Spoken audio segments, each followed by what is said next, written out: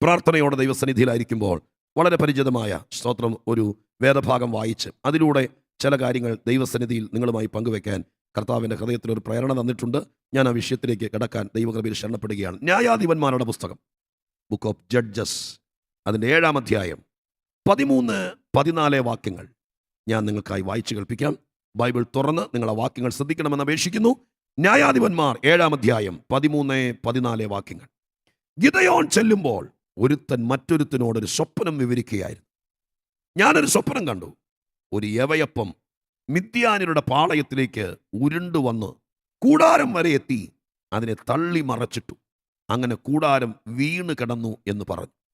അതിന് മറ്റവൻ, ഇത് യോവാശിന്റെ മകനായ ഗിദെയോൻ എന്ന ഇസ്രായേലിന്റെ വാളല്ലാതെ മറ്റൊന്നുമല്ല. ദൈവം മിദ്യാനെയും ഈ പാളയത്തെയൊക്കെയും അവന്റെ കയ്യിൽ ഏൽപ്പിച്ചിരിക്കുന്നു എന്ന് ഉത്തരം പറഞ്ഞു. പഴയ നിയമകാലത്ത് ന്യായാധിപന്മാർ ന്യായപാലനം ചെയ്യുന്ന കാലഘട്ടത്തിലെ ഏറ്റവും സംഭവബഹുലമായിരിക്കുന്ന ഒരു ന്യായാധിപ കാലമായിരുന്നു ഗിദെയോന്റെ കാലഘട്ടം. ഗിദെയോൻ ന്യായാധിപനായിരിക്കുന്ന കാലഘട്ടത്തോട് ബന്ധപ്പെട്ടതവ തന്നെ ദൈവം തെരഞ്ഞെടുക്കുന്നതിനോട് ക്രമീകരിച്ച് ഒരു നല്ല നേതൃത്വത്തിലേക്ക് കൊണ്ടുവരുന്നതിന് വേണ്ടി ഒരുക്കപ്പെടുന്ന കാര്യങ്ങളാണ് 6-7 അധ്യായങ്ങൾക്കകത്തെല്ലാം എഴുതപ്പെട്ടിരിക്കുന്നത്. ഒരു സ്വപ്നമാണ് ഇവിടെ പറയുന്നത്.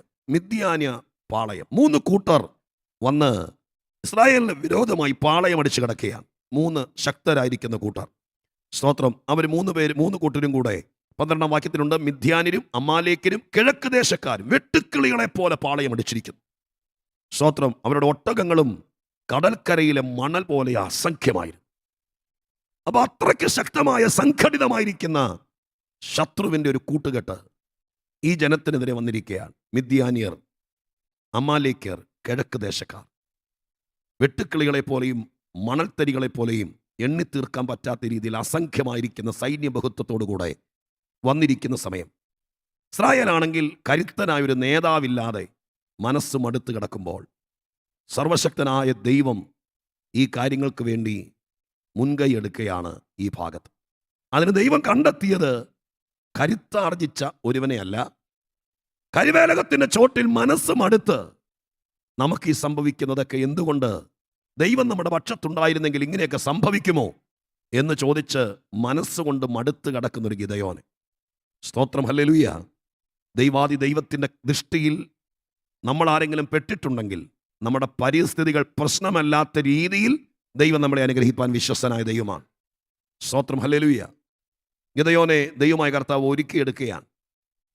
ഒന്നുകൂടെ പുറകോട്ടിറങ്ങി പറഞ്ഞാൽ 6-ാം അധ്യായത്തിൽ ഒരു ഒരുക്കമാണ്. 6-ാം അധ്യായത്തിൽ 4 വിസിറ്റേഷൻ അല്ലെങ്കിൽ 4 കാര്യങ്ങൾ സംഭവിക്കുന്നുണ്ട് ഗിദെയോനെ എന്ന് ഒരുക്കിയെടുക്കാൻ. ആദ്യത്തേത് 6-ാം അധ്യായത്തിൻ്റെ 7-8 വാക്യങ്ങളാണ്. അവിടെ എഴുതിയിരിക്കുന്ന, ഇസ്രായേൽ മക്കൾ മിദ്യാന്യരുടെ നിമിത്തം യഹോവയോട് നിലവിളിച്ചപ്പോൾ യഹോവ ഒരു പ്രവാചകനെ ഇസ്രായേൽ മക്കളുടെ അടുക്കൽ അയച്ചു. ആദ്യം ഉണ്ടായ വിസിറ്റിംഗ് ഒരു പ്രവാചകന്റെയാണ്. ഒരു മനുഷ്യനാണ് പ്രവാചകൻ. അവരുടെ ഇടയിൽ തന്നെയുള്ള ഒരാളായിരിക്കാം, അധികം ദൈവത്തോട് അടുത്ത് നിൽക്കുന്നയാൾ, ജ്ഞാനദൃഷ്ടിയുള്ളയാൾ, ദൈവിക കാര്യങ്ങൾ പറഞ്ഞു കൊടുക്കാൻ കഴിവുള്ളയാൾ. അയാളാണല്ലോ പ്രവാചകൻ. അപ്പോൾ പ്രശ്നങ്ങൾ അധികമായപ്പോൾ പ്രാർത്ഥന ഇവരുടെ ഇടയിൽ നിന്ന് ഉയർന്നപ്പോൾ ആ നിലവിളി കേട്ടപ്പോൾ ദൈവം നടപടി തുടങ്ങി. ആ നടപടിയുടെ തുടക്കമാണ് ദൈവത്തിൻ്റെ കൃപയുള്ള ഒരാളെ അവരുടെ ഇടയിലേക്ക് ദൈവം അയച്ചത്. സ്തോത്രം, ഹല്ലേലൂയ. നിങ്ങൾ വിശ്വസിക്കണം, നിങ്ങളുടെ അടുക്കലേക്ക് ദൈവമായ കർത്താവ് ദൈവത്തിന്റെ കയ്യിൽ ഇരിക്കുന്നൊരു ദൈവദാസനെ, അയാൾ പ്രവാചകനോ പ്രഭാഷകനോ ആരുമാകട്ടെ, സ്വർഗം ഒരുവനെ നിങ്ങളുടെ അടുക്കലേക്ക് അയച്ചാൽ നിങ്ങളുടെ വീട്ടിൽ, നിങ്ങളുടെ പുരയിടത്തിൽ, നിങ്ങളുടെ പാളയത്തിൽ അയാളുടെ കാല് കുത്തിയാൽ നിങ്ങൾ ഓർത്തോളം, നിലവിളി സ്വർഗത്തിൽ എത്തിയിട്ടുണ്ട്. ദൈവം നടപടി ആരംഭിച്ചിട്ടുണ്ട്. Hallelujah, hallelujah. ദൈവം എങ്ങനെ പ്രവർത്തിക്കാൻ തുടങ്ങി? ദൈവം എന്റെ കണ്ണുനീര് കണ്ടോ? സ്വർഗം എന്റെ പ്രാർത്ഥനയ്ക്ക് മറുപടി അയച്ചോ? ദൈവം എന്റെ സ്തുതിക്ക് ഭേദം വരുത്തുമോ? ഞങ്ങളുടെ കാര്യത്തിൽ ദൈവം ഇടപെടുമോ? ഈ കാര്യത്തെ എങ്ങനെ അറിയാം? എങ്ങനെ അറിയാം? സൂക്ഷ്മതയോടെ നമ്മൾ പരിശോധിച്ചാൽ ദൈവത്തിന്റെ ചില ഇടപെടലുകൾ ഉണ്ടാകും. ചില ആളുകൾ കർക്കശമായി നിർബന്ധം പിടിക്കും, ദൈവം തന്നെ വന്നെങ്കിലേ ഞങ്ങൾ എന്തെങ്കിലും ചെയ്യത്തുള്ളൂ. ദൈവം വരും, പക്ഷെ ഒരു കാര്യം ഓർത്തോളണം, ആദ്യം ദൈവം ഒരു ടെസ്റ്റ് നടത്തും. അതിവിടെ മാത്രമല്ല, വേദപുസ്തകത്തിൽ ഇങ്ങനൊരു വാക്യമുണ്ട്, കർത്താവായ യേശു തനിക്ക് പ്രവർത്തിക്കാനുള്ള പട്ടണങ്ങളിലേക്കും ഗ്രാമങ്ങളിലേക്കും തനിക്ക് മുമ്പേ തൻ്റെ ശിഷ്യന്മാരെ അയച്ചു. നിങ്ങൾ വായിച്ചിട്ടുണ്ടായിരിക്കും. യേശുക്രിസ്തു പുറകെ വരുന്നുണ്ട്. കർത്താവ് പുറകെ വരുമ്പോൾ ഒരു ടെസ്റ്റ് ഡോസ് എന്ന് പറയുന്ന വാക്ക് തെറ്റിദ്ധരിക്കരുത്. എന്നതുപോലെ യേശു തന്റെ ശിഷ്യന്മാരെ മുമ്പേ അയച്ചു. കർത്താവ് ഇങ്ങനെ നോക്കിക്കൊണ്ടിരിക്കുക. തന്റെ ശിഷ്യന്മാരെ, തന്റെ പ്രവാചകന്മാരെ, തന്റെ ശുശ്രൂഷകന്മാരെ അയക്കുമ്പോൾ അവരെ കൈക്കൊള്ളുകയും സ്വീകരിക്കുകയും അവരെ ബഹുമാനിക്കുകയും വിശ്വസിക്കുകയൊക്കെ ചെയ്യാൻ ഇതിനിടെ കള്ളനാണയങ്ങളൊക്കെ ഉണ്ട്. എങ്കിലും ദൈവം അയച്ചവരെ സ്വീകരിക്കാൻ തയ്യാറായാൽ ഓർത്തോളം പുറകെ യേശുവിന് പ്രവർത്തിക്കാനുള്ളിടത്തേക്കാണ് അവരെ ദൈവം അയക്കുന്നത്. ഹല്ലേലൂയ. നമ്മുടെ നാടിൻ്റെ ഒരു സംസ്കാരം അനുസരിച്ച് പറയുമ്പോഴെല്ലാം പറയണമല്ലോ. ഈ പുസ്തകം കൊണ്ട് അത് പറയുന്നത് വിഷമിക്കരുത്. ജീവിക്കാനും കാര്യങ്ങൾ നടത്താനും വേണ്ടിയുള്ള ആളുകൾ ഇല്ലായകയില്ല. അവരിപ്പോൾ രാവിലെ ഇന്നിപ്പോൾ തെക്കോട്ടിറങ്ങിയാൽ നാളെ വടക്കോട്ടിറങ്ങും. അങ്ങനെ ഒരാൾ വീട്ടിൽ കയറി ഇറങ്ങി പോകുന്നതും ദൈവം അയച്ചിട്ട് പ്രാർത്ഥിക്കുന്നവരുടെ അടുക്കൽ ചിലർ വരുന്നതും ഇത് തമ്മിൽ ഭയങ്കര വ്യത്യാസമുണ്ട്. അതനുഭവിച്ചിട്ടുള്ള കുടുംബങ്ങൾ കേരളത്തിലുണ്ട്. അതിൻ്റെ ഗുണഭോക്താക്കൾ ഇന്നും ജീവിച്ചിരിക്കുന്നുണ്ട്. സ്വർഗം ചിലരെ നിന്റെ അടുക്കലേക്ക് അയക്കും. അങ്ങനെ ദൈവമായ കർത്താവ് അയച്ചു. സ്തോത്രം. ഒരു പ്രവാചകനെ അയച്ചു. അത് കഴിഞ്ഞിട്ട് അടുത്തത് 11-ാമത്തെ വാക്യത്തിൽ എഴുതിയിരിക്കുന്ന 6:11, അനന്തരം യഹോവയുടെ ഒരു ദൂതൻ വന്ന് ഒഫ്രയിൽ അബിയേസ്രനായ യോവാശിന്റെ കരുവേലകത്തിന്റെ കീഴെയിരുന്നു. സ്തോത്രം. രണ്ടാമത്തെ വിസിറ്റിംഗ് നടക്കുന്നത് പ്രവാചകനല്ല, ദൈവത്തിന്റെ ദൂതനാണ്. അയാൾ സ്വർഗത്തിൽ നിന്നാണ് വരുന്നത്, ഭൂമിയിൽ നിന്നല്ല വരുന്നത്. ആദ്യം വന്നവരെ ആട്ടിപ്പായിക്കാതിരുന്നാൽ, ആദ്യം വന്നവരെ അപമാനിക്കാതിരുന്നാൽ, ആദ്യം വന്നവരെ ഉൾക്കൊള്ളാൻ മനസ്സുണ്ടെങ്കിൽ തൊട്ടുപുറകെ സ്വർഗത്തിൽ നിന്ന് ആൾ വരും. ഹല്ലേലൂയ. ദൈവത്തിന്റെ ദൂതനെ സ്വർഗസ്ഥനായ ദൈവം അയച്ചു. അവർ നാടിന് വേണ്ടി മൊത്തമല്ല, സ്വർഗം അവരുടെ കണ്ണുനീരിന് പരിഹാരമായി ഒരു മനുഷ്യനെ ലക്ഷ്യം വെച്ചു. അതിന് ദൂതൻ വന്ന് വെയിറ്റ് ചെയ്യുക. അങ്ങനെയാ വായിച്ചത്. അവിടെ ഒരു കരിവേലകത്തിന്റെ ചോട്ടിൽ സ്തോത്രം വന്ന് വെയിറ്റ് ചെയ്യുക. ആരെയോ പ്രതീക്ഷിച്ചിരിക്കുന്നത് പോലെ ഇരിക്കുക. നിങ്ങൾ വിശ്വാസ കണ്ണാൽ കാണ്. 21 ദിവസം ഉപവാസ പ്രാർത്ഥന നടക്കുക. സ്വർഗം തന്റെ ദൂതനെ വിട്ടിട്ടുണ്ട്. അവൻ നിനക്ക് വേണ്ടി വെയിറ്റ് ചെയ്യുക. നിന്റെ ഓരോ കാര്യങ്ങളും ദൈവം കാണുക. സ്വർഗം ചിലരെ വിട്ടിട്ടുണ്ട്. ഈ പ്രാർത്ഥനകൾ തീരുന്നതിനേക്കാൾ മുമ്പ് നീ അവന്റെ കണ്ണിൽപ്പെടും. ഹല്ലേലൂയ. അവന്റെ ഇടപെടലുകൾ നിന്നോടുണ്ടാകും. അവൻ നിന്നെ ഉയർത്താനിടയാകും. എന്തിനാണോ ദൈവം അയച്ചത് അതിനു വേണ്ടി ആ ഇടപെടലുകൾ സ്വർഗം ഇടയാക്കാനിടയാകും. ഹല്ലേലൂയ. ഹല്ലേലൂയ.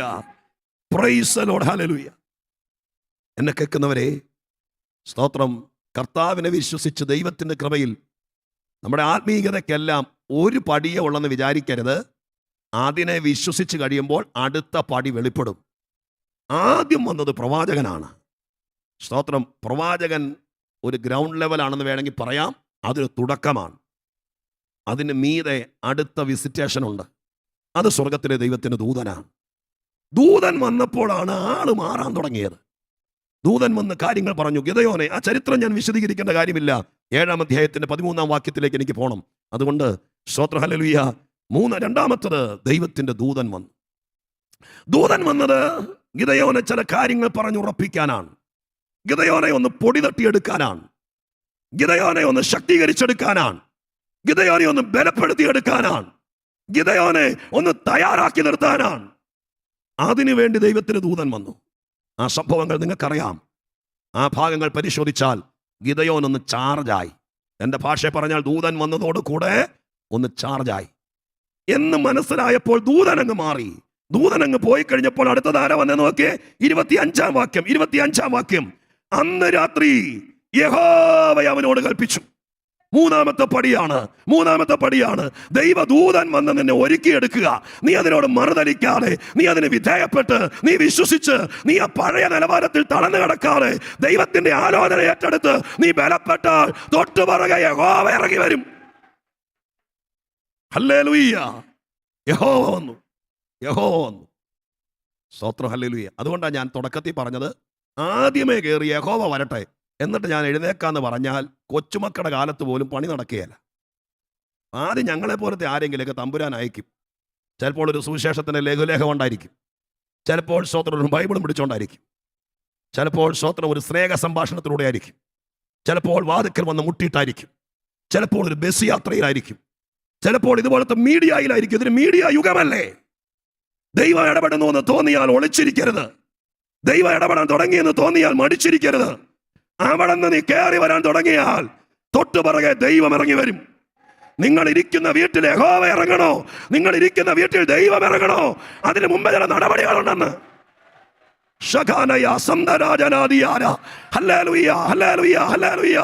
ദൈവം ഇറങ്ങി, ദൈവം ഇറങ്ങി.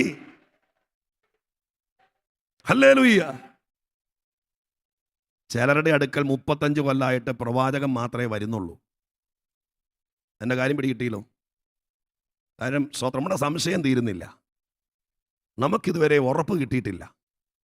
അതുകൊണ്ട് നമ്മുടെ കാഴ്ചപ്പാട് അവിടെ വരെയുള്ളൂ. എന്നാൽ അതൊരു തുടക്കമാണെന്നും അതിനകത്ത് കിടന്നങ്ങ് മെഴുകരുത്. ഏതിനകത്ത്? ഈ പ്രവാചകനിലും പ്രവചനത്തിലും മാത്രം കിടന്നങ്ങ് ഉരുളരുത്. അതൊരു തുടക്കമായിരുന്നു.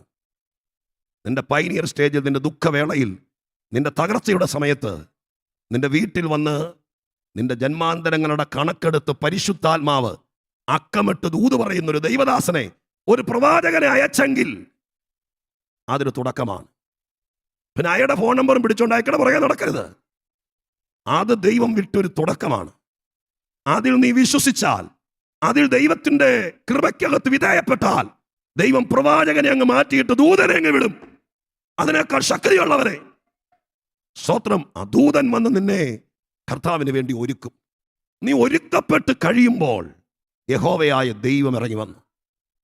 ദൈവം ഇറങ്ങി വന്നത് ചില കാര്യങ്ങൾ ഗിദെയോനെ കൊണ്ട് ചെയ്യിപ്പിക്കാനായിരുന്നു.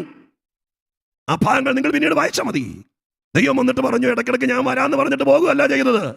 നിനക്കൊരു ദൗത്യമുണ്ട്, ഞാൻ നിന്റെ കൂടെ നിൽക്കാം. നീ നിന്റെ അപ്പന്റെ വീടിനകത്ത് പ്രതിഷ്ഠിച്ചിരിക്കുന്ന ബാലിന്റെ ബലിപീഠം തകർക്കണം.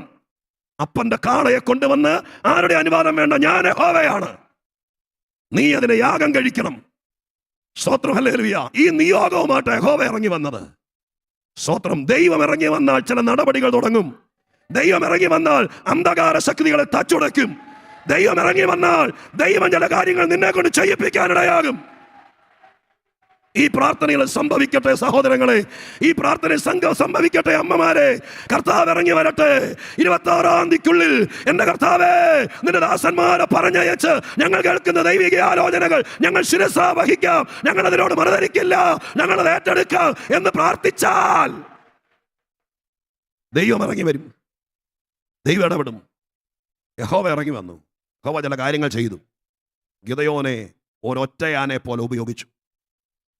അതങ്ങ് അനുസരിച്ച് കഴിഞ്ഞപ്പോൾ 4ാമത്തെ വിസിറ്റേഷൻ നടക്കുന്നു. 34-ാം വാക്യം. അപ്പോൾ യഹോവയുടെ ആത്മാവ് ഗിദെയോന്റെ മേൽ വന്നു.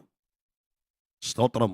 4ാമത്തത്, തമ്പുരാൻ പറയുന്നത് പോലെ ആ കൽപ്പനകൾ അനുസരിച്ചാൽ അടുത്തത് പരിശുദ്ധാത്മാവ് ഇറങ്ങി വരും. യഹോവയുടെ ആത്മാവ്. ആ ആത്മാവ് നിന്റെ മേൽ വസിക്കാൻ ഇറങ്ങി വരുന്നേ. യഹോവ നിന്റെ മുമ്പിലാണ് വന്നതെങ്കിൽ, ദൂതൻ നിന്റെ അടുക്കലാണ് വന്നതെങ്കിൽ, പ്രവാചകൻ നിന്റെ വീട്ടിലാണ് വന്നതെങ്കിൽ, ദൈവത്തിന്റെ ആത്മാവ് നിന്റെ മേലാണ് വരുന്നത്. നിന്നിൽ വസിക്കാൻ, നിന്നിൽ ഇരുന്ന് പ്രവർത്തിക്കാൻ. സ്തോത്രം. ഹല്ലേലൂയ. പരിശുദ്ധാത്മാവിനെ കിട്ടണമെന്ന് പറഞ്ഞ് പ്രാർത്ഥിക്കുന്നവരുണ്ടെങ്കിലും കേട്ടോളണം. അത് ചുമ്മാ PSC ലിസ്റ്റ് പോലെ എഴുതിയിട്ടിരിക്കുകയല്ല. അതിനൊക്കെ ഒരു നടപടികളുണ്ട്. അതൊക്കെ വിധേയപ്പെടുകയാണെങ്കിൽ 4ാമത്തെ ലെവലാണ് ദൈവത്തിന്റെ ആത്മാവ് ഇറങ്ങി വന്നു. ആത്മാവ് ഇറങ്ങി വന്നത് ഒരു ഒറ്റപ്പെട്ട സംഭവത്തിനല്ല, ഒരു നീണ്ട കാലഘട്ടത്തിൽ പ്രവർത്തിക്കാൻ, അവനിൽ ഉള്ളിൽ ഇരുന്നു കൊണ്ട് പ്രവർത്തിക്കാനാണ്. ഇത്രയും കാര്യങ്ങൾ സംഭവിച്ചു. അപ്പോഴത്തേക്കും 7-ാം അധ്യായത്തിലേക്ക് കയറുകയാണ്. 6-ാം അധ്യായം തീരുകയാണ്. 6-ാം അധ്യായത്തിനകത്ത് 4 കൂട്ടർ, പ്രവാചകന്മാരുടെ സന്ദർശനം, ദൂതന്റെ സന്ദർശനം, യഹോവയുടെ ഇറങ്ങിവരവ്, ആത്മാവിന്റെ സന്നിവേശം. ഇങ്ങനെ 4 കാര്യങ്ങൾ നടന്നതോടുകൂടെ ഏറെക്കുറെ ഗിദെയോനെ ദൈവത്തിന് കിട്ടി. ദൈവത്തിന് കിട്ടിക്കഴിഞ്ഞപ്പോൾ ദൈവം തമ്പുരാൻ പറയുകയാണ്, ഇവിടെ കൂടാരത്തിനകത്തിരുന്നു കൊണ്ട് ഇനി നടക്കുകയില്ല, നീ പുറത്തേക്ക് ഇറങ്ങണം. കഴിഞ്ഞ ദീർഘവർഷമായി നിന്റെ നന്മകൾ കൊയ്തെടുത്ത ശത്രുവിനെ നിന്നെ കൊണ്ട് ഞാൻ ഒരൊറ്റയാനെ തോൽപ്പിക്കുന്നത് പോലെ തോൽപ്പിക്കും. അതാണ് നിന്റെ വിളി. അതിനാണ് നിന്നെ വിളിച്ചത്. കരിവേലകത്തിന്റെ ചോട്ടിൽ വെച്ച് ഞാൻ നിന്നോട് പറഞ്ഞത്, ഈ മിദ്യാന്യരെ നീ ഒരൊറ്റയാനെ പോലെ തോൽപ്പിക്കണം.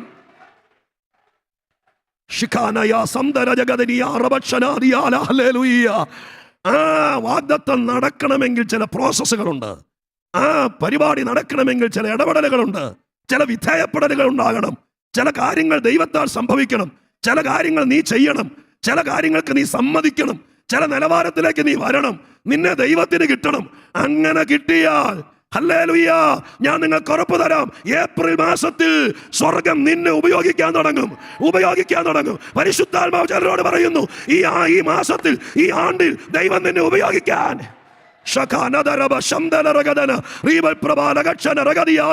അങ്ങനെ വിശ്വസിക്കുന്ന ദൈവമക്കൾ കർത്താവിന്റെ സന്നിധാനത്തിൽ നിങ്ങളുടെ പ്രായം മറന്നൊന്ന് സ്വോത്രം ചെയ്യാൻ തുടങ്ങിക്കേ.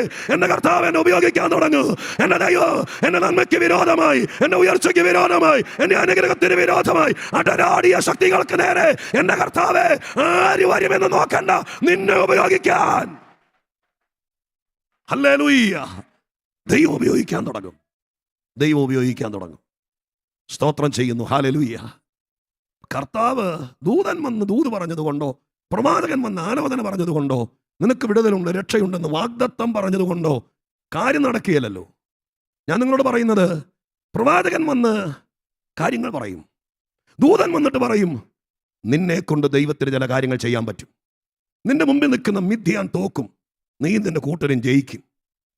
അത് കേട്ട് ഡയറിയിൽ എഴുതി വെച്ചിട്ട് ഒതുങ്ങരുതെന്ന്. അതിന് വിധേയപ്പെട്ട് കഴിഞ്ഞാൽ യഹോവ ഇറങ്ങി വരും.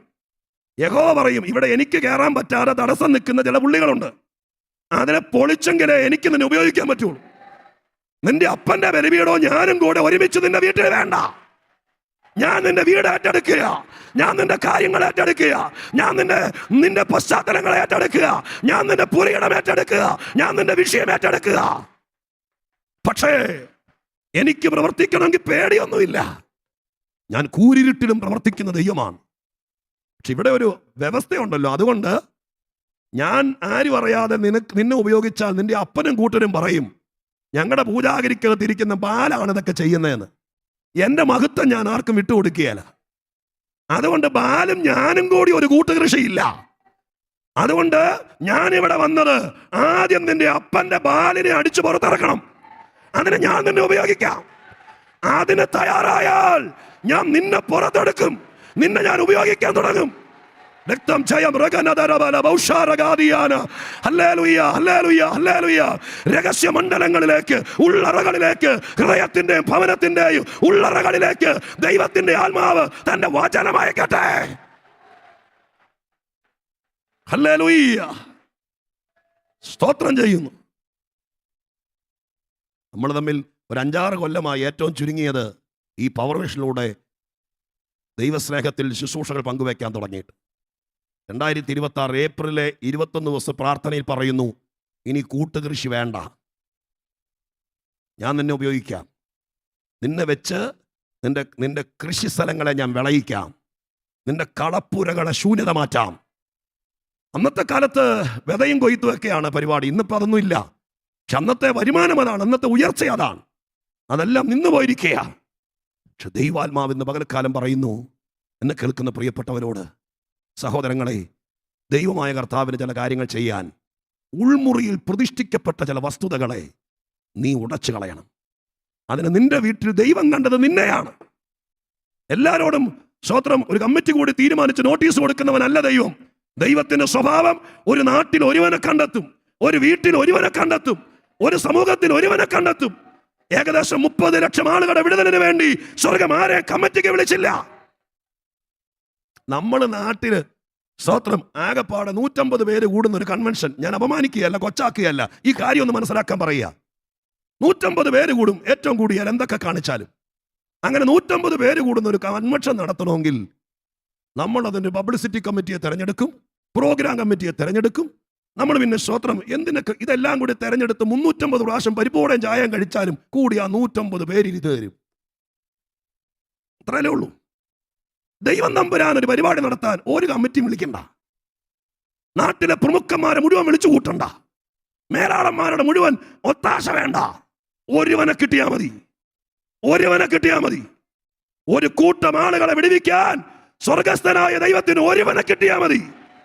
ഇന്ന് പകലിൽ ആ ഒരുവനാകാൻ നിന്റെ വീട്ടിൽ സ്വർഗം നിന്നെ കണ്ടു എന്ന്. നിങ്ങൾ അപ്പനാണെങ്കിലും മോനാണെങ്കിലും ഭർത്താവാണെങ്കിലും ഭാര്യയാണെങ്കിലും നിങ്ങളുടെ വീട്ടിൽ നിങ്ങളെ കണ്ടിരിക്കുക. സ്തോത്രം. ഞാൻ പറയുന്ന വാക്കുകളെ നിങ്ങൾ സഭ്യമായിട്ട് ആത്മാർത്ഥമായിട്ട് എടുക്കണം. നിങ്ങൾ ആ പ്രവാചകന്റെ ലെവലിൽ നിന്ന് അടുത്ത ലെവലിലേക്ക് വരണം. ദൂതൻ വരുമെന്ന് നിങ്ങൾ വിളിക്കണ്ട. യഹോവ വരുമെന്ന്, ആത്മാവ് വരുമെന്ന്. അതിന് നിങ്ങൾ പ്രത്യേകിച്ച് ഡേറ്റ് ഒന്നും കൊടുക്കണ്ട. നിങ്ങൾ മോരും കാച്ചി കാത്തിരിക്കുകയും വേണ്ട. പറയുന്നത് കേട്ടാൽ ദൈവം ഇറങ്ങും, പരിശുദ്ധാത്മാവ് ഇറങ്ങും. അങ്ങനെ ദൈവാത്മാവ് ഇറങ്ങിക്കഴിഞ്ഞപ്പോൾ പറഞ്ഞു, നിന്നെ ഉപയോഗിക്കാൻ പോവാ. ഈ ദേശത്തിന്റെ നടുവിൽ ഇനിയും വിതയും കൊയ്ത്തും ഉണ്ടാകും. പട്ടിണി കിടക്കുന്ന ജനത്തിന് ദൈവമായ കർത്താവ് ധാന്യം കൊടുക്കും. നിന്റെ ശൂന്യമായ കളങ്ങളെ ഞാൻ നിറയ്ക്കും. അവിടെ ഉണർവിൻ്റെ ആർപ്പ് വിളികൾ ഇനിയും ഉണ്ടാകും. അതുകൊണ്ട് ഞാൻ നിന്നോട് പറഞ്ഞൊരു വാക്ക് നീ മറക്കരുത്. നിന്റെ വിളിക്കകത്ത് കിടക്കുന്ന ഏറ്റവും വലിയ കാര്യം ആത്മാവ് വന്നിട്ട് നിന്നെ പെരക്കകത്തിരുത്തുന്നല്ല, നീ ഒരൊറ്റ മനുഷ്യനെ തോൽപ്പിക്കുന്നത് പോലെ മിഥ്യാനെ തോൽപ്പിക്കും. അതാണ് വിളി. അതിന്റെ ഒരുക്കങ്ങൾ പൂർത്തിയായി 6-ാം അധ്യായത്തിൽ. 7-ാം അധ്യായത്തിൽ സ്തോത്രം, ഹല്ലേലൂയ, തെരഞ്ഞെടുപ്പും കാര്യങ്ങളൊക്കെ ചെയ്തു വരിക. അങ്ങനെ വരുന്ന സമയത്ത് സ്തോത്രം, ഗിദെയോന്റെ മനസ്സറിയുന്ന ദൈവം, കരുത്തറിയുന്ന ദൈവം, ആ ദൈവം ഗിദെയോനോട് പറയുകയാണ്, ഞാൻ നിന്റെ പേടി മാറ്റിത്തരാം. ഇത്രയൊക്കെ വന്നിട്ട് ഇങ്ങനെ ഉൾഭയമുണ്ട്. ദൈവം പറയുന്നു, ഞാൻ നിനക്ക് ധൈര്യം തരാം. ധൈര്യം തരാൻ വേണ്ടി ഞാനൊരു പരിപാടി നിനക്ക് ചെയ്തു തരാം. അങ്ങനെ തന്നെയാണ് സ്തോത്രം 11-ാം വാക്യത്തിൽ എഴുതിയിരിക്കുന്നത്. എന്നാൽ അവർ സംസാരിക്കുന്നത് എന്തെന്ന് നീ കേൾക്കും. യഹോവയാട്ടോ അരുളി ചെയ്യുന്നത് കേൾക്കും. അതിൻ്റെ ശേഷം പാളയത്തിന് നേരെ ഇറങ്ങി ചെല്ലുവാൻ നിനക്ക് ധൈര്യം വരും.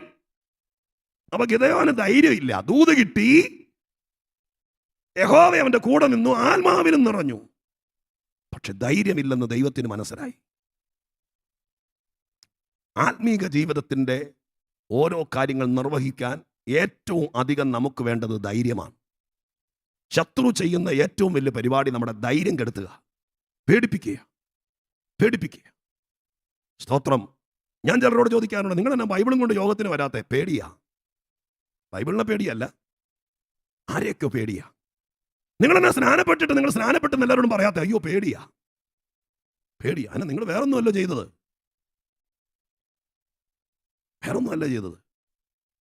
നിങ്ങളെന്നെ പരിശുദ്ധാത്മാവിനെ പ്രാപിച്ചിട്ട് 4 പേര് കൂടുന്നിടത്ത് പാട്ടുപാടി പ്രാർത്ഥിക്കുമ്പോൾ ആത്മശക്തി നിങ്ങളുടെ അകത്ത് വന്നാൽ ഒതുക്കി വെക്കുന്നത് അയ്യോ പേടിയാ. സാത്താന്റെ ഏറ്റവും വലിയൊരു കളി നിങ്ങളെ അങ്ങ് ധൈര്യം കെടുത്തി കളയുക. എന്താ നിങ്ങൾ യേശു രക്ഷകനാന്ന് നിങ്ങളുടെ അടുത്ത വീട്ടിൽ പോലും പോയി പറയാത്തെ? കർത്താവ് മാത്രമേ രക്ഷകനുള്ളൂ എന്ന് നിങ്ങളുടെ ബന്ധുക്കളോട് പോലും പറയാത്തത്? പേടിയാ പാസ്റ്ററെ, പേടിയാ. ഞാൻ നിങ്ങളുടെ യോഗത്തിനകത്തുനിന്ന് പ്രാർത്ഥിക്കാത്തത്? അയ്യോ എൻ്റെ പേര് പറയരുത്, പേടിയാ. പേടി കൊണ്ട് ഒരു തരം പൊതിഞ്ഞു കെട്ടിയ ജീവിതമാണ് നമ്മളീ പലരും നടത്തുന്നത്. ഈ പ്രാർത്ഥനയിൽ സ്വർഗം പറയുന്നു, നിന്നെ ഞാൻ ധൈര്യപ്പെടുത്താം. സ്തോത്രം. ചിലരോട് പറയുന്നു, ഇന്ന് പകൽ ഞാൻ ഈ പറയുന്ന കൂടെ കയറി വരാമെങ്കിൽ കയറി വരണം. നിന്നെ ഞാൻ 1000 നടുവിൽ നിൽക്കാനുള്ള ധൈര്യം തരാം. നിന്റെ സ്റ്റേജ് ഫിയർ ഞാൻ മാറ്റിത്തരാം. എന്നെ കുറിച്ച് പറയാനുള്ള നിന്റെ ആ വലിയ പേടി ഞാൻ മാറ്റിത്തരാം. നീ ആരാന്ന് പറയാനുള്ള നിന്റെ ആ ധൈര്യം ഞാൻ മാറ്റിത്തരാം.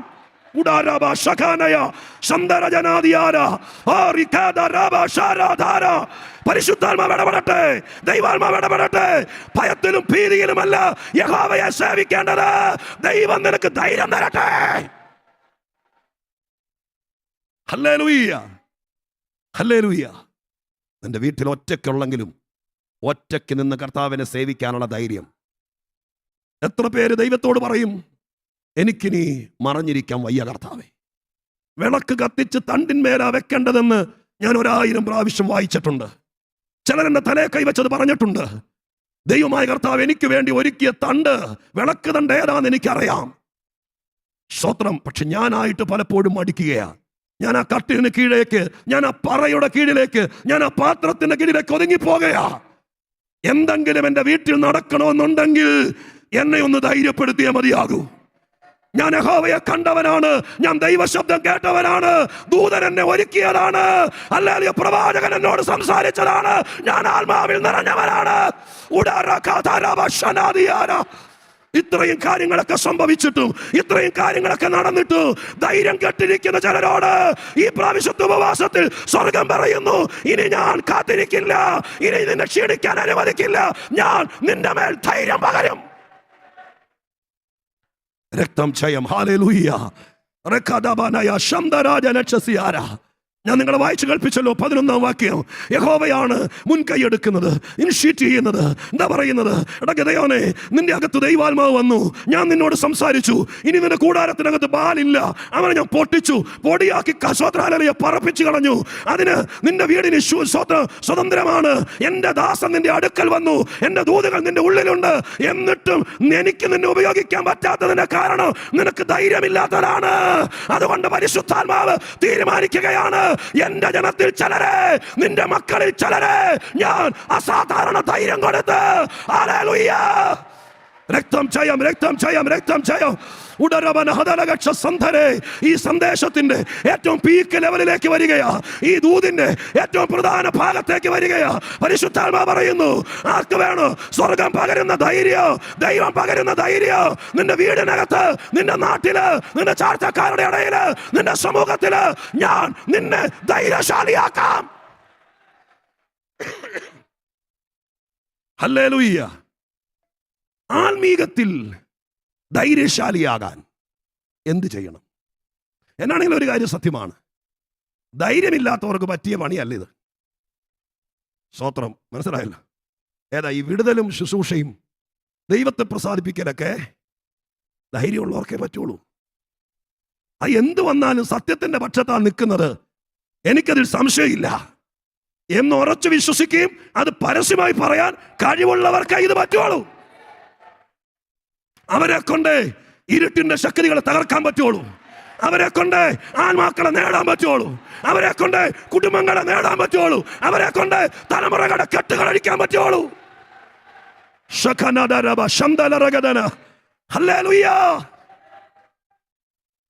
അവരെ കൊണ്ടേ നിങ്ങളുടെ മക്കളെ നേടാൻ പറ്റുള്ളൂ.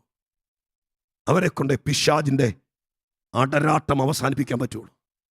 ബാക്കി എല്ലാം ഒത്തില്ലേ ഇപ്പോ? സ്തോത്രം. യഹോവയ്ക്ക് യാഗം കഴിച്ചു, യഹോവ അവനോട് നേരിട്ട് സംസാരിച്ചു, അവന്റെ വീട്ടിലെ പോരും പോരാട്ടമൊക്കെ പൊടിച്ചു കളഞ്ഞു. സ്തോത്രം. ആത്മാവ് അവന്റെ മേലെ ഇറങ്ങി നിന്നു, ദൂതൻ വന്ന് അവനെ ശക്തീകരിച്ചു. ഇതൊക്കെ ചെയ്തിട്ടും സ്തോത്രം, ആദ്യം പറഞ്ഞില്ല, ഓരോ ഒറ്റയാനെ പോലെ തോൽപ്പിക്കാവുന്നൊരു വാഗ്ദത്തം കിടക്കുന്നില്ലേ, അത് മാത്രം നടക്കുന്നില്ല. അത് നടക്കാനുള്ള പോരായ്മ കണ്ടുപിടിച്ചത് നാട്ടിലെ വിദഗ്ധനായ ഡോക്ടറല്ല, പ്രാർത്ഥനാ മുറിക്കകത്ത് പച്ചിലയും കത്രിക പോലെ കാര്യങ്ങൾ പറയുന്നൊരു പ്രവാചകനുമല്ല. അത് ബോധ്യമാക്കിയത് യഹോവയായ ദൈവമാണ്. ദൈവം പറഞ്ഞു, ഞാൻ നിനക്ക് ധൈര്യം തരാം. അങ്ങനെയല്ലേ? സ്തോത്രം, ഹല്ലേലൂയ, സ്തോത്രം. ഇറങ്ങിച്ചെല്ലാനുള്ള ധൈര്യം, അങ്ങനെ എഴുതിയിരിക്കുന്നത്. അതിനുശേഷം പാളയത്തിന് നേരെ, ഏത് പാളയത്തിന് നേരെ? മിദ്യാന്യ പാളയത്തിന് നേരെ ഇറങ്ങിച്ചെല്ലാനുള്ള ധൈര്യം അതുമാത്രം എനിക്കില്ലപ്പാ എന്ന് പ്രാർത്ഥിക്കുന്ന ആരോ എവിടെയോ എന്റെ ഭാഷ കേട്ട മനസ്സിലാകുന്നവർ ഉണ്ടെന്ന് ദൈവം എന്നോട് പറയുന്നു. ഹല്ലേലൂയ. ഒന്നുകൂടെ നിങ്ങൾക്ക് വേണ്ടി മനസ്സുകൊണ്ടൊന്ന് ഒരുങ്ങിക്കോട്ടെ. കർത്താവ് എന്നോട് ആ ഭാഗത്ത് വെച്ച് പറയുന്നു, എന്നെ ഒരുപാട് സ്നേഹിക്കുന്ന, സുവിശേഷത്തിന് വേണ്ടി ഒരുപാട് പണം തരുന്ന, ഈ പങ്കുവെക്കലിന്റെ മാസത്തിൽ പൗരുഷനെ കൈത്താങ്ങ് തരുന്ന, സ്നേഹിക്കുന്ന, മക്കളയച്ചു കൊടുക്കുന്നതിൽ നിന്ന് പോലൊരു നല്ല പങ്ക് മാറ്റിവെച്ച് സുവിശേഷ വ്യാപനത്തിന് വേണ്ടി പങ്കാളിത്തമാകുന്ന ചിലര്, അവരെ ഞാൻ അറിയുന്നു. അവർക്ക് എൻ്റെ സാന്നിധ്യമുണ്ട്, എന്നെ ഭയമുണ്ട്, എൻ്റെ സ്നേഹം അവർക്ക് കിട്ടുന്നുണ്ട്, എൻ്റെ ആത്മാവ് അവരുടെ അകത്തുണ്ട്. പരമാർത്ഥികളാണ്, പ്രാർത്ഥിക്കുന്നവരാണ്, ഏതൊരു ഉപവാസത്തിലും ഉദാസീനരാകാതെ ഉപവസിക്കുന്നവരാണ്. എല്ലാവർക്കും ഉണ്ട്. പക്ഷേ പാളയമടിച്ചിരിക്കുന്ന ശത്രുവിൻ്റെ പാളയത്തിന് നേരെ ഇറങ്ങിച്ചെല്ലാൻ അതിനുള്ള ധൈര്യം മാത്രമില്ല. അതിനുള്ള ധൈര്യം മാത്രമില്ല. സ്തോത്രം. ഇതറിഞ്ഞ യഹോവയായ ദൈവം പറയുക, മിദ്യാന്യ പാളയത്തിന് നേരെ ഇറങ്ങിച്ചെല്ലാനുള്ള ധൈര്യം അത് ഞാൻ ഉണ്ടാക്കിത്തരാം. നീ എൻ്റെ കൂടെ നിന്നാൽ മതി. നീ ഒരു കാര്യം ചെയ്യണം. ഇന്ന് രാത്രി നീ പതുക്കെ പതുക്കെ മിദ്യാന്യൻ പാളയമടിച്ച് കിടക്കുന്ന, ആദ്യം പറഞ്ഞിട്ട് മണൽത്തരി പോലെ, വെട്ടുക്കിളികൾ പോലെ പാളയമടിച്ച് കിടക്കുന്ന സ്തോത്രം അവരുടെ കൂടാരത്തിന് അരികിലേക്ക് നീ ചെല്ലണം. പാളയത്തിന് നേരെ നീ ചെല്ലണം. സ്തോത്രം. 9-ാം വാക്യം. അന്ന് രാത്രി യഹോവ എന്നോട് കൽപ്പിച്ചത്, എഴുന്നേറ്റ് പാളയത്തിന് നേരെ ഇറങ്ങി ചെല്ലുക. നീ അവിടെ ചെല്ലണം, ഞാൻ നിനക്ക് ധൈര്യം തരാം. അസാധ്യമായൊരു കാര്യമാണ് ചിന്തിക്കുമ്പോൾ. ധൈര്യം ഉണ്ടായിരുന്നെങ്കിൽ ഇറങ്ങി ചെല്ലത്തില്ല. നീ പേടിക്കണ്ട, ഞാനല്ലേ വിടുന്നത്. അങ്ങനെ എന്താ സംഭവിക്കാൻ പോകുന്നത് എന്നതിൻ്റെ എന്താ പറയുക, അതിൻ്റെ മാർമീകത ദൈവം പറഞ്ഞില്ല. നീ അവിടെ ചെല്ല്. അന്നേരം നിനക്ക് ധൈര്യം കിട്ടുന്ന പരിപാടി ഞാൻ ചെയ്താൽ പോരെ. നീ അവിടെ ചെല്ല്. ഞാൻ നിങ്ങളോടും പറയാം, പെരയ്ക്കകത്ത് പേടിച്ചിരിക്കാതെ ഒരു പ്രാർത്ഥനയ്ക്ക് പോയി നോക്കി. അങ്ങനെ പോയിട്ടുള്ളവരോടും ധൈര്യത്തോടെ ഇന്ന് നേരെ നിൽക്കുന്നവരോട് ചോദിച്ചാൽ പറയും, രണ്ടും കൽപ്പിച്ചൊരു ദിവസം അങ്ങ് ഇറങ്ങി. അന്ന് അവിടെ ചെന്നപ്പോൾ ദൈവം ധൈര്യം തന്ന് മടക്കി അയച്ചു. ഞാൻ പലപ്പോഴും പറയുന്നത് പോലെ, ഞാൻ ഒരു സഭയുടെ പാസ്റ്ററല്ല, എത്രയോ ആളുകളെ കണ്ടതാ.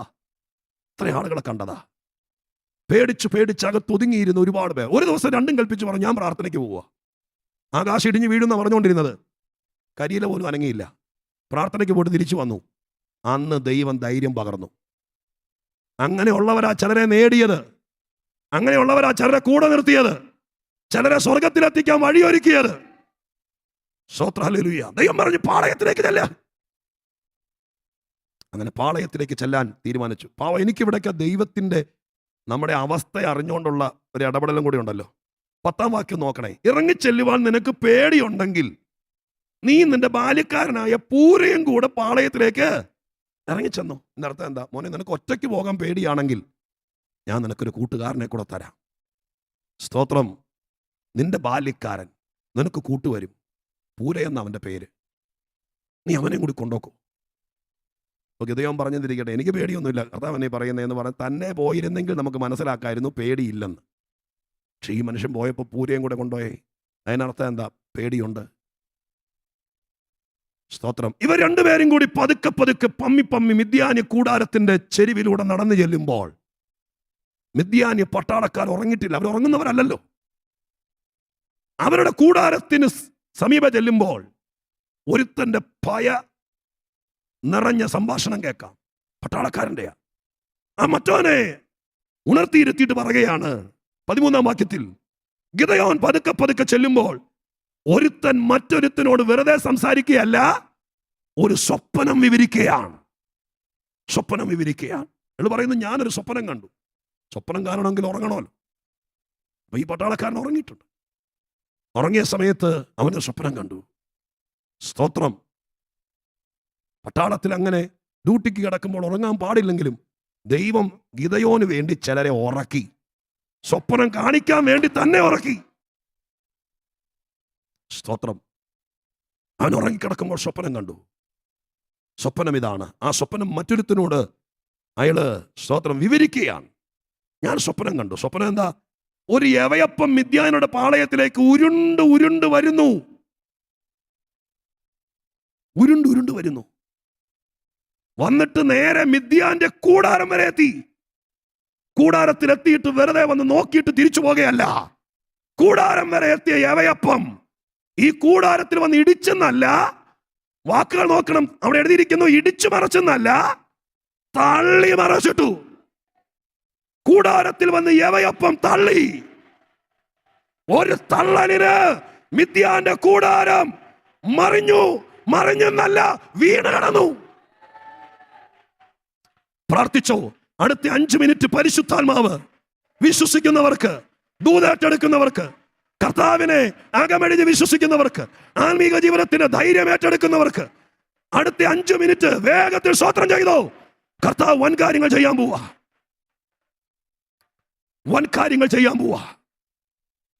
സ്തോത്രം, ഹല്ലേലൂയ. ആ സ്വപ്നം കണ്ടവൻ മറ്റവനോട് വിവരിക്കുക, ഞാനൊരു സ്വപ്നം കണ്ടു. സ്വപ്നത്തിന്റെ കേന്ദ്ര കഥാപാത്രം ഒരു യവയപ്പമാണ്. സ്തോത്രം. വലിയ ലോറിയുടെ ടയർ പോലെ ഒരു യവയപ്പം. സ്തോത്രം. കിണ്ണത്തിനും പാത്രത്തിനും ഒന്നും കൊള്ളാത്തൊരു വലിയ സംഭവം. അത് ഉരുണ്ടു വരികയാ. അത് നേരെ നമ്മുടെ പാളയത്തെ ലക്ഷ്യമാക്കി വരുന്നു. പാളയത്തിൽ കയറി നമ്മുടെ കൂടാരത്തിന്റെ മുമ്പിൽ വന്ന് നിന്നു. എന്നിട്ട് സ്തോത്രം തള്ളി മറച്ചു അതിനെ. നമ്മുടെ കൂടാരം വീണ് കിടന്നു. ഇത്രയും പറഞ്ഞപ്പോഴേക്കും സ്വപ്നം കേട്ടോണ്ടിരുന്നവൻ പറയുകയാണ്, അയ്യോ, ഇത് അപ്പോ അല്ല. സ്തോത്രം, ഹല്ലേലൂയ. ഇതപ്പോ എഴുതിയൊന്നുമല്ല. ഇതെന്താ സംഭവം എന്നറിയോ? യോവാശിന്റെ മകനായ ഗിദെയോന്റെ വാളല്ലാതെ ഇത് മറ്റൊന്നുമല്ല. ദൈവം മിദ്യാനെയും ഈ പാളയത്തെയും അവന്റെ കയ്യിൽ ഏൽപ്പിച്ചിരിക്കുന്നു. Hallelujah, hallelujah. ചുരുണ്ട് കിടന്നവനെ, എവിടെ? കരുവേലകത്തിന്റെ ചോട്ടിൽ ചുരുണ്ട് കിടന്നവനെ ഉരുണ്ടു വരുന്നവനാക്കാൻ എന്റെ ദൈവത്തിന് കഴിയുമെങ്കിൽ ഇന്ന് പകൽക്കാലം ചില വിഷയങ്ങളുടെ മുമ്പിൽ, ചില ഭാരങ്ങളുടെ മുമ്പിൽ ജീവിക്കാനുള്ള പേടിയും ഭയവും, കടഭാരം, രോഗം, കുഞ്ഞുങ്ങളെ കുറിച്ചുള്ള ആകുലത, ശത്രുഭയം, അങ്ങനെ ചിലതിന്റെ മുമ്പിൽ ചുരുണ്ട് കിടക്കുന്ന നിങ്ങളിൽ ചിലരെ ഉരുണ്ട് വരുന്ന ഏവയപ്പമാക്കാൻ എന്റെ ദൈവത്തിന് ഒരു നിമിഷം മതി, ഒരു നിമിഷം മതി. എത്ര പേര് ദൈവാത്മാവിൽ വിശ്വസിക്കുന്നുണ്ട്? ചുരുണ്ട് കിടക്കുന്നവരെ ഉരുണ്ട് വരുന്നവനാക്കാൻ.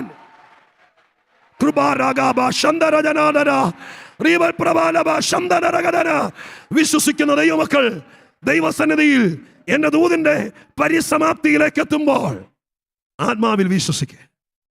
സ്തോത്രം, ഹല്ലേലൂയ, സ്തോത്രം ചെയ്യുന്നു. ചുരുണ്ടുകൂടി ജീവിതം തന്നെ ഭാരമായി നിരാശയുടെ പടുകുഴിയിൽ ചുരുണ്ട് കിടന്നവനെ എന്റെ ദൈവം ഉരുണ്ടു വരുന്നവനായി. എവിടേക്ക്? നിന്നെ ജീവിക്കാൻ സമ്മതിക്കാത്ത, നിന്റെ നന്മകളുടെ മേൽ കൈവച്ച് വിരാജിക്കുന്ന ആ ദുഷ്ടശക്തിയുടെ മേൽ രക്തം ജയം.